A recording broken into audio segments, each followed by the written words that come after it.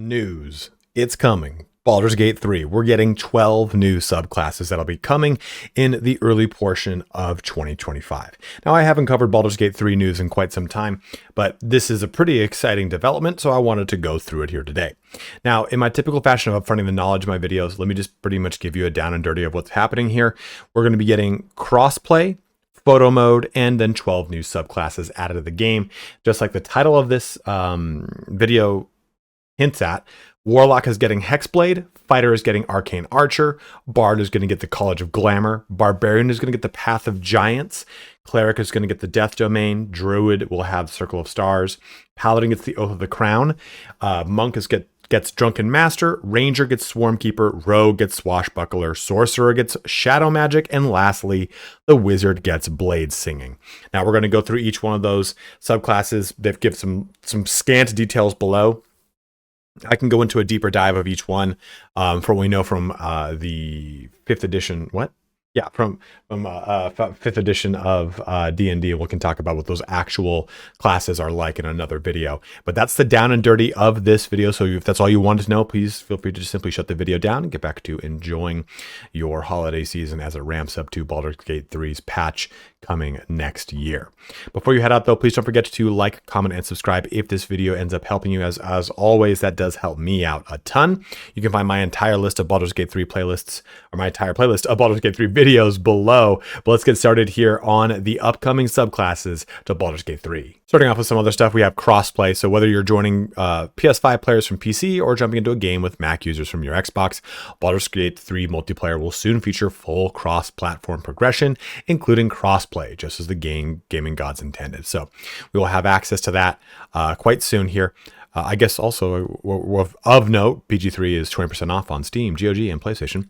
But for subclasses here, patch 8 will introduce new subclasses. Now, of course, this means here that it's going to get the whole suite. Expect new abilities, animations, VFX, summons, and cantrips, and unique voiced dialogue lines for the Oathbreaker Knight, with written reactivity for Oathbreakers, along with a touch of homebrewing on certain actions to enhance your role-playing experience. What they mean by that is basically making these subclasses work for the format of a game versus a pen and paper tabletop RPG. So our first one here is the College of Glamour for Bard. So as a College of Glamour Bard, you'll find that you have the power to heal friends and command enemies in equal measure. Cast Mantle of Inspiration to bestow your allies with 5 temp hit points. I believe that one scales on level and stuff. I don't know much about this one off the top of my head. And should an enemy attack while it is cast, they'll find themselves charmed. Play your hand correctly and you'll be able to use your advantage with Mantle of Majesty. Target charmed enemies and you can command them to flee, move closer, freeze, drop to the ground, or drop their weapon. And here's a little preview here of the College of Glamour. Should be a pretty exciting, kind of more of a control but support overall Bard. Not that the Lord Bard can't already do a lot of those things, but it seems that that's going to be a real fun way to add an even bigger form of control into the character, which should be pretty fun. Next up, we have I'll go do this, Barbarian Path of Giants. So opt for the Path of Giants and your newfound giant strength will make it easier for you to yeet friend and foe alike. Forget chugging potions to pump those muscles. These barbarians benefit from Giant's Rage passive that grants both strength and size, allowing you to deal additional damage with throw attacks. Pockets weighing you down, not for you, and your increased carry capacity. It'll be interesting to see how this interacts with Tavern Brawler to get us some really disgusting builds. I think this one has a lot of really crazy possibilities for existing builds that already have and leverage Tavern Brawler to be very, very strong with the Barbarian, which already is strong as a Tavern Brawler. Now, a very popular one is the Cleric in the Death Domain. As a Cleric of Death, you'll find a few dark new tricks up your sleeves. From spells that specialize in necrotic damage to 3 new necromancy cantrips. This includes Toll the Dead, a cantrip that causes 1 to 8 damage when your cleric rings the bell of impending doom, a number that scales if your target has already been damaged. We've also added the homebrewed ability to explode nearby corpses, damaging enemies. So this should be a really fun build. Depending on when that corpse explosion ability is activated. I mean, looking at what we're seeing at right below, that looks like level 1, or level 2 at least. It'd be interesting to see how that works. You could maybe kind of pair that together with the necrotic damage bonus of the Circle of Spores Druid to have a lot of fun on a character that is also going to scale with wisdom like the cleric does. So it should be interesting to see how those two will combo together. Next up, we have the Druid and the Circle of Stars. These druids look to the stars for answers, accessing powers beyond those offered through the classical wild shapes. Taking on one of the 3 starry forms for their power, the constellations of the Archer, Chalice, and Dragon. Each one favors a different playstyle and strategy. The Archer dealing radiant damage with astral arrows, the life-giving Chalice restoring hit points to you and others nearby, and the wise Dragon allowing you to deal damage with an added bonus to constitution rolls. The starry forms offer not just a celestial aesthetic, but practical, powerful options to enhance your role as a healer, fighter, or strategist, which could be kind of cool here if you couple this together too with maybe a monk, like a 4 elements monk with a Circle of Stars druid, to have a lot of fun with these capabilities to add some damage, add some support, or add some ranged radiant damage into a class that is otherwise a melee class, and also adding in also those 4 elements capabilities in what is otherwise a pretty lackluster subclass for the monk. I think this could be a pretty cool way to kind of combo that stuff together. I'm kind of flying off the seat of my pants on that one, just kind of throwing stuff at you. Paladin, Oath of the Crown. I wish this was the Oath of the Conquest, to be totally honest. I think it's a really fun oath. This one's interesting. You've been sworn to uphold the principles of law. Stay true to your oath, and you'll be rewarded with the power to aid your allies and disrupt your foes. Guide your companions in battle with righteous clarity, taunt enemies with strategic interrupts, and keep your party standing strong with divine allegiance, absorbing their damage while restoring their health. Since tanking in this game is very non-conventional, right? Because there's no real taunt. I'm wondering if this actually makes the Paladin a true taunting tank in the game. So we'll have to see how this plays itself out, since taunting is not that much of a thing in Baldur's Gate 3. If this does make it so that things are drawn to automatically attack you, and it's not just simply bound to like channel divinity. No, that is the oath one, channel oath, or oath pledge, whatever the fuck it is for oath of the paladin oath. Jesus, that could be a cool way to actually make an actual tank character in the game versus like you're tanking adjacent, like you're using other things to make a tanking thing work. So we'll see how this all plays itself out.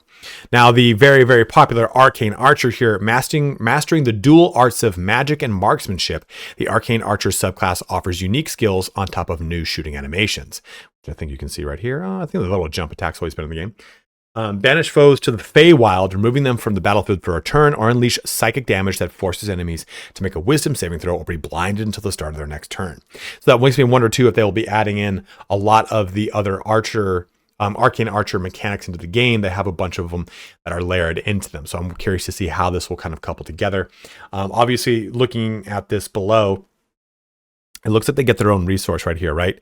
And this is, again, level 1 character. So it'll be interesting to see. This must be like that looks like it's like the Paladin's Pact that gives you defense.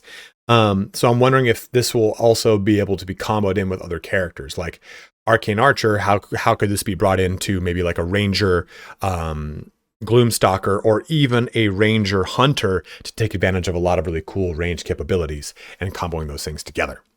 Into the Monk, we have the Drunken Master. Putting the brew in homebrew. As the Drunken Master, you have the ability to consume alcohol straight from your inventory, as well as drink from bottles you see around the Sword Coast in order to recover ki. By sharing the bottle with your enemies using Intoxicating Strike, you'll generate a buff towards your armor class and your chance to hit drunk targets. Drunk enemies are also susceptible to the Drunken Master's other abilities like Sobering Realization, which sobers up drunk targets, dealing physical and psychic damage. Which could be pretty cool to do with like a Gith monk who already has tons of ways to add additional psychic damage into the character. So it'd be interesting to see how this plays along, because personally, it's like I'm always going to go with an open hand monk, which gives me the ability to just flat out add a psychic damage bonus to all my attacks. So this could be a fun thing to kind of play around with. For the Ranger Swarmkeeper here, the Swarmkeeper subclass provides Rangers with 3 kinds of deadly swarms to assist them in combat. The Cloud of Jellyfish deals extra lightning damage, potentially shocking your enemy. The Flurry of Moths deals psychic damage, giving you the potential to blind your enemy. And the Legion of Bees deals piercing damage and forces the enemy to make a strength saving throw or be knocked back 15 feet. It also summons up the courage of Nicolas Cage to ask you, what about the bees? But each swarm also has the ability to provide you with teleportation capabilities. So this could be a really interesting way to play the Ranger. I don't know much about the Swarmkeeper. This seems, to me personally, like a rather limited playstyle, so I'd have to actually see how this works itself out. Is it a resource bound? Is it spell slot bound? Again, this is without me even looking at any 5e research. So if you do know if it is something that has a resource or anything like that, go ahead and let me know in the comment section below, because you would know more than me. Let's go into our next one. In the Rogue Swashbuckler, this rogue subclass introduces a range of new actions fit for the piratical life. Piratical? Yeah. Play dirty by tossing sand at enemies to blind them. Pocket sand. Flick your weapon at a target to disarm them. Or use your fancy footwork passive while meleeing your enemy to ensure that they can't make opportunity attacks against you for the rest of your turn. I think this could be a really cool one to socket into a lot of other melee characters to give them a lot of really fun capabilities in melee to do some stuff. Blinding, disarming, making it so that you just don't even have to deal with opportunity attacks. Depending on what those level breakpoints are for this class, this could be a really cool way to add a lot of flavor into some of your other melee classes where you'd otherwise just kind of go, oh, I'm just going to go with fighter to get my action surge and stuff like that. So I wonder how this really plays in with what level breaks. Next up is our sorcerer with shadow magic. As a shadow magic sorcerer, you deal in a form of magic that makes you deadliest in darkness. Yeah, the subclass gives its sorcerer superior dark vision, as well as the ability to shadow walk between places of dim light or darkness. It also lets you call forth the perfectly homebrewed Hound of Ill Omen to harass your foes, and use Strength of the Grave to prevent you from being downed. Ideal for those attempting honor mode runs. That's actually pretty sick. I like that you get shadow walk, which is going to be very similar to the way that the Shadow Monk moves from location to location. And this being a charisma class, it could probably pair very well with the Hexblade, depending on when you get Shadow Walk, to just add in more melee capability for a lot of melee mobility. So it'd be fun to see how these two will play together, and especially superior dark vision, which you can add dark vision into any race that doesn't have it by standard. So very interesting one. Very curious to see how that's going to work out. Now, of course, one of the most famous ones is the Hexblade, the one that people all wished was at launch. Hexblade Warlocks make a pact with an entity from the Shadowfell that manifests in the form of magical weapons. Curse your enemies and force their souls to do your bidding. Slay any enemy that isn't generally an element of nature, construct, giant blob, or already dead, and you'll be able to raise their spirit from their corpse for 10 turns. This new summon can deal necrotic damage or will rip away a chunk of your enemy's soul to provide your Hexblade Warlock with healing. That's pretty damn sick. Oh man, that could be a lot of fun. Especially again with necrotic damage here. I've always wanted to get a really strong necrotic damage build, but there's not a lot of items in the game and a lot of classes that really jump into it very hard. The things that kind of stand out are, of course, Open Hand Monk or the Way of Spores Druid, stuff like that. And you can go with certain spells and there's certain abilities. But between a lot of the doors that this opens, with the Warlock Hexblade, with the Cleric Death, with Spore Monk, with, Spore Druid, with our Open Hand Monk, there's a lot of real cool ways that we can have a lot of fun with a Hexblade to create a lot of fun combos depending on when these level breaks happen for a lot of these abilities. Our last one here is the Wizard with Blade Singing. The Blade Singing subclass merges swordplay with wizardry. Expect new spell casting animations. When casting spells with your weapon, a new Blade Song ability to grant your supernatural speed, agility, and focus, plus give you a bonus to any Constitution saving throw you make. So this could be really cool to pair together with, what's that other one? The fighter. Eldritch Knight, to have a little bit of an interesting different take on stuff, right? I don't know what all of Blade Singing includes at all from any kind of standpoint, but it could be a lot of fun to do a lot of crazy stuff with this, and especially cool seeing these animations with Wizard Blade Singing. But those are all of our new subclasses. Let's go into some other stuff. We have the photo mode. Photo mode, of course, has its typical camera settings, change everything around, its lens settings, its scene settings, all sorts of stuff where you can delete and remove specific characters, make them do certain animations, some fun post-processing effects, add a frame onto it, add stickers and emojis onto it. You can just go the whole nine with this. So this all culminates with a stress test, which they've said will begin testing in early January. You'll have the opportunity to register your interest before then. Things will be done a little differently this time around. So we'll be back with community update number 31 to take you through what's being tested and how you can take part. So that is all coming here at the beginning of the year. We'll start into that stress test to hopefully get those going in February, March time. Who knows how long that typical stress test is for this. That is exciting to bring 12 new subclasses, which adds 12 new things to possibly multi-class into for a ton of different options. I'm really, really, really excited about this because Death Domain was something I always want to play with. Hexblade was something I always wanted to dabble with. Arcane Archer was something.